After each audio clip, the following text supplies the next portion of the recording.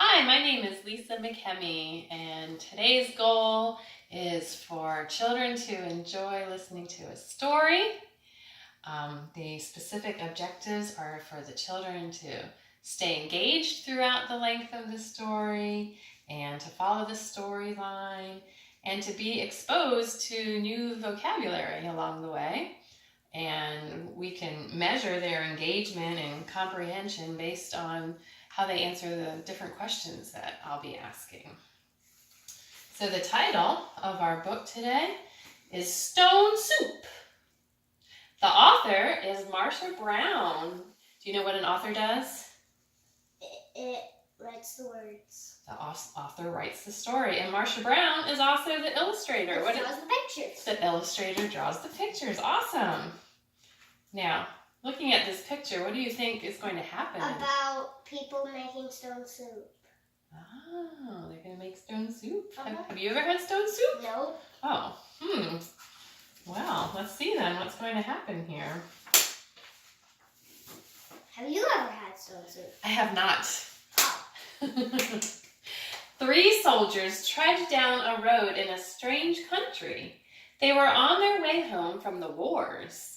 Besides being tired, they were hungry. In fact, they had eaten nothing for 2 days. So here they are walking. "How I would like a good dinner tonight," said the first. "And a bed to sleep in," said the second. "But all that is impossible," said the third. "We must march on." On they marched. Suddenly, ahead of them, they saw the lights of a village. Here's the village. "Maybe we'll find a bite to eat there," said the first. "And a loft to sleep in," said the second. "No harm in asking," said the third. Now the peasants of that place feared strangers. When they heard that 3 soldiers were coming down the road, they talked amongst themselves. Now, do you know what a peasant is? No. A peasant is a poor farmer. That means that they don't have very much. So the peasants didn't have much. They're afraid of strangers. What do you think is going to happen next? Oh, I don't know. Let's find out. Here come 3 soldiers. Soldiers are always hungry, but we have little enough for ourselves. This is the peasants talking. Yeah. And they hurried to hide their food. They pushed sacks of barley under the hay in the lofts, and they lowered buckets of milk down the wells. Now, do you know what barley is? No. Barley is a grain. Oh. It's sort of like rice. Okay.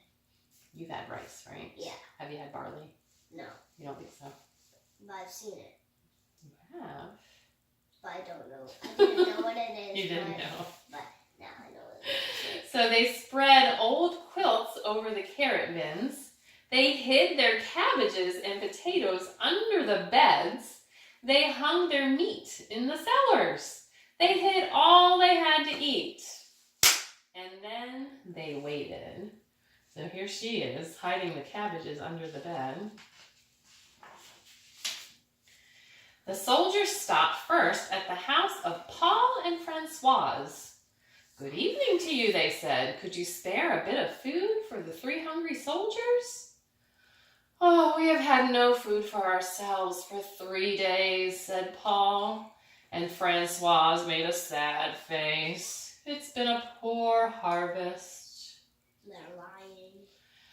I think they might be. Yeah, I think they are too. The 3 soldiers went on to the house of Albert and Louise. "Could you spare a bit of food? And have you some corner where we could sleep for the night?" "Oh no," said Albert. "We gave all we could spare to soldiers who came before you." "Our beds are full," said Louise. They're lying again, I think. They're not telling the truth, huh? Yeah, that's what I think. We saw them hide the food, but the soldiers didn't see that. Yeah. At Vincent and Marie's, the answer was the same. It had been a poor harvest, and all the grain must be kept for seed. So it went all through the village. Not a peasant had any food to give away. They all had good reasons. One family had used the grain for feed. Another had an old, sick father to care for. All had too many mouths to fill.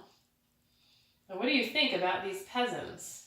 I think they're trying to make something a little about something. Well, I heard you say that they're lying. You don't think they're being very truthful. Yeah. Are they being very welcoming? No. No. They want to keep it all for themselves and not share. The villagers stood in the street and sighed. Look at them. That's not a hungry face. That's kind of a sad face. That kind of looks like a baby. They're holding their bellies. They tried to look as hungry as they could. The three soldiers talked together. Now what do you think will happen? Oh, you're thinking about that title again. Something about stone soup. Let's see how that comes to be. The first soldier called out, "Good people!" And the peasants drew near. "We are 3 hungry soldiers in a strange land. We have asked you for food, and you have no food. Well then, we'll have to make stone soup." The peasants stared. Stone soup, that would be something to know about. They're looking very interested here now. What do these guys have to say? "First, we'll need a large iron pot," the soldiers said. So the peasants brought the largest pot they could find. How else to cook enough? "That's none too large," said the soldiers, "but it will do. And now, water to fill it and fire to heat it." It took many buckets of water. Oh, would you like to fill it up with some water? To fill up the pot, and then a fire was built on the village square and the pot was set to boil. And there's your water, there's your fire. And now, if you please, 3 round, smooth stones. Those were easy enough to find. The peasants' eyes grew round as they watched the soldiers drop the stones into the pot. 1, 2, 3. What do you think those peasants are thinking now? Stones? Stones? Making soup from stones? Is that what they're thinking? Yeah. Who's ever heard of such a thing, right? Yeah. "Any soup needs salt and pepper," said the soldiers as they began to stir. Children ran to fetch the salt and pepper. Would you like to put the salt and pepper in too? Okay, you can put them back down there. "Stones like these generally make good soup. But oh, if there were carrots, it would be much better." "Why, I think I have a carrot or 2, said Francoise, and off she ran. She came back with her apron full of carrots from the bin beneath the red quilt. So let's add some carrots. You want to put them in? Now you remember Francoise from the other page? Yeah. She was the one that had such a sad look on her face and how it had been a poor harvest. And look what she found. Yeah. An apron. And they tricked the people into giving the food into the stone soup. You think it's a trick, Yeah. huh? "A good stone soup should have cabbage," said the soldiers as they sliced the carrots into the pot. "But no use asking for what you don't have." "I think I could find a cabbage somewhere," said Marie, and she hurried home. Back she came with 3 cabbages from the cupboard under her bed. There's your cabbage. "Oh, if only we had a bit of beef and a few potatoes. This soup would be good enough for a rich man's table." The peasants thought that over. They remembered their potatoes and the sides of beef hanging in the cellars. They ran to fetch them. All right. Where's our beef? beef. A cutie cow beef. It's a And type of cow. Oh, or potato. potato. A rich man's soup, and all from a few stones. It seemed like magic. Look at their faces. They all look pretty excited here, don't they? They're like, oh, are we gonna have a feast? I think they like working together maybe, huh? Ah, sighed the soldiers as they stirred in the beef and potatoes. If we only had a little barley and a cup of milk, this soup would be fit for the king himself. Indeed, he asked for just such a soup when last he dined with us. The peasants looked at each other. The soldiers had entertained the king? Well, but no use asking for what you don't have, the soldier sighed. I still don't know what barley is. Barley. This will be our barley. Okay. It's a grain, remember? Like Oh rice is a yeah, grain. it's in the shape of So rice. add the barley. Here's some milk for you to pour in. There you go, but we don't want to put the box in, right? Yeah. That would be silly. We already have stones in there. So the peasants brought their barley from the lofts, they brought their milk from the wells, and the soldiers stirred the barley and the milk, would you like to stir too? Into the steaming broth while the peasants stared. At last the soup was ready.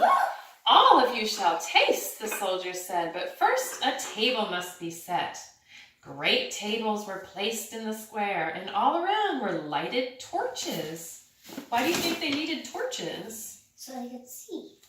Right, because they needed fire to see with? Why? Because they could just switch on the light. Why not? Because they were poor. They were poor, so they didn't have electricity. Did you want to scoop the soup into the bowl there? Such a soup! How good it smelled! Truly fit for a king. But then the peasants asked themselves, would not such a soup require bread and a roast and cider? Soon a banquet was spread and everyone sat down to eat. Never had there been such a feast. Never had the peasants tasted such soup. And fancy made from stones. So here are the soldiers sitting right in the middle of all the peasants there. They look pretty welcoming to the soldiers now, don't they? All right, now listen. They ate and drank and ate and drank, and after that, they danced. They danced and sang far into the night. It's like a party, I'd say, right? Yeah, pretty party. At last, they were tired, and the three soldiers asked, is there not a loft where we could sleep? Let three such wise and splendid gentlemen sleep in a loft? Indeed, they must have the best beds in the village.